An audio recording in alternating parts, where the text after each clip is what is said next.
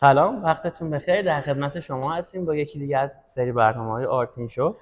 امروز در خدمت آرمان عزیز هستیم، یکی از باریستاهای خوب شهرمون و از تجربیاتشون میخوایم استفاده کنیم. آرمان جان سلام. سلام خیلی خوش ارادت، اومدین. مرسی، عزیزین. ممنونم، باعث افتخاره. مرسی. سلام میکنم خدمت بیننده ها بله. و دوستانی که دقت میکنن به شوهایی که شما دارین اجرا میکنین. دمتون گرم بابت این کاری که دارین انجام میدین. مرسی. هر کسی که بیاد یه صحبتی بکنه میتونه از تجربیاتش واسه یه کوچولو هم که به بقیه بده استفاده کنن ازش و در راستای پیشرفتشون گام بردارن بچه‌ها. عالی. خب اه، بریم سراغ سوالایی که میخوایم از آرمان عزیز بپرسیم. آرمان جان رشته تحصیلیتون چی بوده؟ من با اجازه مهندسی برق مهندسی برق. برق چند الکترونیک. سالتونه؟ الکترونیک. بله. منم تو م- زندگی قبلیم الکترونیک میخوندم تو دانشگاه، ولی خب خدا رو شکر خیلی زود انصراف دادم و اومدم سر جایی که باید باشم. من متولد 74م. متولد 23 4 74. عالی. 74. یه چند روز دیگه تولدم. به به به به. یه مناسبتی هست که خب امروز داریم تو این ویدیو. خیلی عالی. چند وقته که تو زمینه کافه فعالیت میکنید؟ من خوزستان که بودم تقریبا میشه گفت اونجا یه چیزی هول و هوش 2 سال 3 سال اونجا فعالیت مستمر داشتم. بعدش که اومدم اصفهان پارت تایم بود تا حالا اون تایمی که رسیدیم به اینکه کافه خودمون رو داشته باشیم. عالی. یعنی تقریبا میشه گفت از 12 سالگی من درگیر قهوه شدم تا الان. اونم به خاطر حالا سبک زندگی و خانواده خیلی ما رو آشنا می‌کردن با فرهنگ‌های متفاوتی کشورهای دیگه. قهوه چیه همه پیگیرشن، جدا. داخل همه جا هی نوشته کافی کافی کافی. گفتم این کافی چیه خب این خودش یه نکته خیلی مثبتیه. من عزیز؟ تا جایی که یادمه بابا میگفت برو دنبال یه کار درست حسابی قهوه چیه. طولانی ترین شیفت کاری که توی کافه زدی، حالا چه کافه خودت بوده چه جای کار کردی، یه چیزی که وقتی بحث از تایم زیاده کار میشه اون اول بولچه تو ذهنت، اون چی بوده آرمان؟ این شکلی بوده که ما 7 صبح رفتیم کافه، ساعت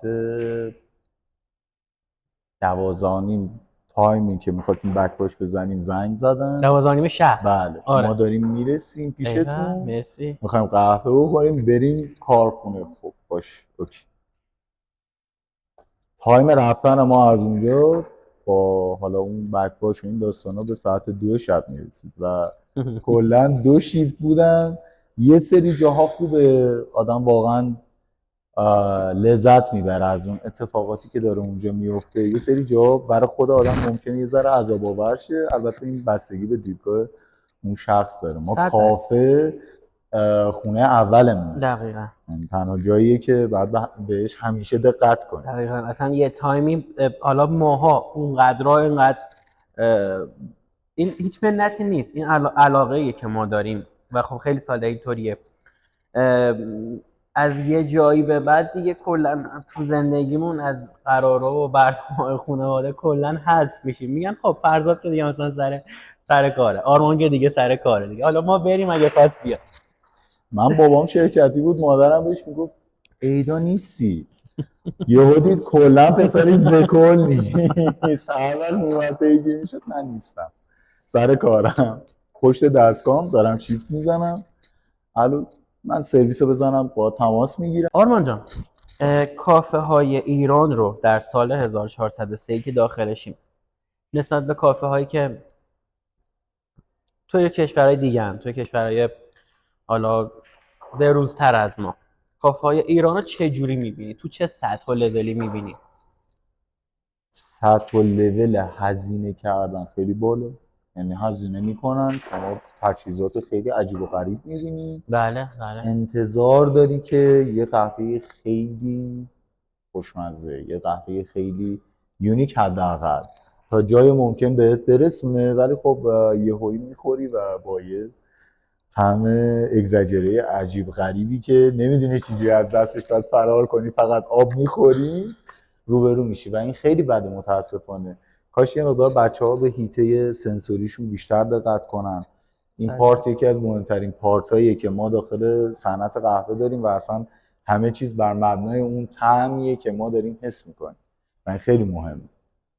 دقیقا همین چند وقت است که من حالا حدوداً 3 تا کافه جدید تو اصفهان باز شده، 3 تا کافه‌ای که حالا من خودم رفتم پیگیر این چیزا هستم. واقعا نسبت به سرمایه اولیه که میگم فقط سیستم سرو اسپرسو، نه کاری به دکور دارم نه کاری نمیدونم به دپو به هیچی. وقتی میبینی 1 میلیارد دستگاه رو میز باره و هول و هوش 700 میلیون آسیاب کنارشه، 2 تا آسیاب حالا خیلی بنام، اون اسپرسویی که میخوری اصلا یعنی اصلا نسبت به این تجهیزات نمیخوره به هیچ وجه. یعنی اون دستگاه، اون سیستمی که چیده میشه، نمیدونم چرا، واقعا نمیدونم چرا وقتی کسی توانایی هزینه کردن توی همچین سبک و لولی داره واسه فقط یه سرو اسپرسو، خب این بهتر نیست که حداقل بپرسه بچشه چه دونای خیلی خفن‌تری میشه سرو کرد با این سیستم بولی که چیده شده، ولی خب واقعا نتیجه ببخشید افتضاح و انشالله که این مسئله حل بشه هر چه زودتر، چون بیس هست واقعا یه سری تغییرات خیلی کوچیک نیازه. رسالت آرمان توی صنف قهوه چیه؟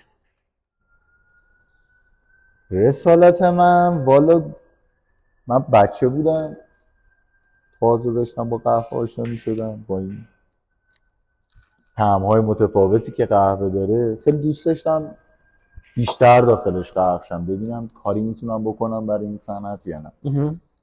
حالا خیلی یه نقطه کوچیک بود، یواش یواش بزرگ شد، رسید به اینجا که موقعی که من کافه خودم رو زدم، کافه لابرادورا رو که راه اندازی کردیم با یکی از دوستان، آقای حالا ما بهش میگیم متیو، دوستمون، دیدینش داخل بلایند کاپینگایی که ما با همفکری ایشون نشستیم صحبت کردیم، گفتیم چی کار کنیم که یه مقدار بتونیم داخل هیته صنعت یه کاری کرده باشیم که یه مقدار اگر رفتیم یه جایی، یه کافه‌ای، یه سری زدیم یه جایی، همه قهوه با اون صحبت کنیم، لذت ببریم ازش. خب این لازمش همون سنسوری بود که من قبل‌تر بهت گفتم.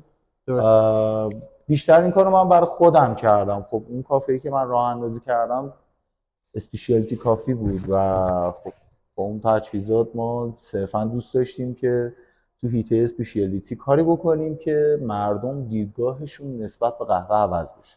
قهوه یه نوشیدنی تلخ نیست، چرا ذات تلخی داره، ولی این هنر شما به عنوان باریستا، به عنوان شخصی که اطلاعات داره، این اطلاعات هم اینجوری به دست نمیاد که شما یک کلاس برین احیانا فقط فاند یه چیزی بهتون یاد بدن شما بدونین الان کجا چه خبره. نه، بعد بیاین داخل سیستم کار کنین، آزمون و خطا داره، یاد میگیرین و این پرورش پیدا میکنه.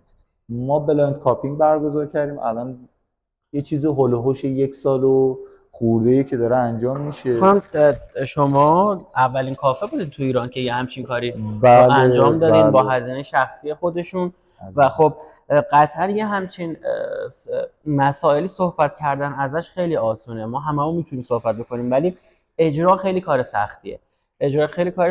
چون یک روند رو شما هر هفته باید انجام بدین، بعد وقتی که اولین نفر هستین و برای اولین بار یه کاری رو انجام میدین با حجم خیلی زیادی از انتقادها مواجه میشین و خب هندل کردن این مسائل خیلی سخته، اما خب آرمان انجامش داد و 1 سالی هست که به صورت رایگان داره سعی میکنه که حتی باریستاهای شهرمون از شهرهای دیگه هم مهمون داشتین شما. بله از تهران داشتیم، از شیراز داشتیم، از همین نزدیک خودمون شهر کردم 2 تا از بچه‌ها اومده و حتی افراد بنامی هم توی صنعت ما که حالا شناس هستن و حرفه‌ای هستن وارد این کاپینگ شدن و می اومدن هر هفته و خب تنها آرمان بود که همچین کاری انجام داد، عالی بود و واقعا حتی خود منم شرکت میکردم و از این بابت ممنونم ازش.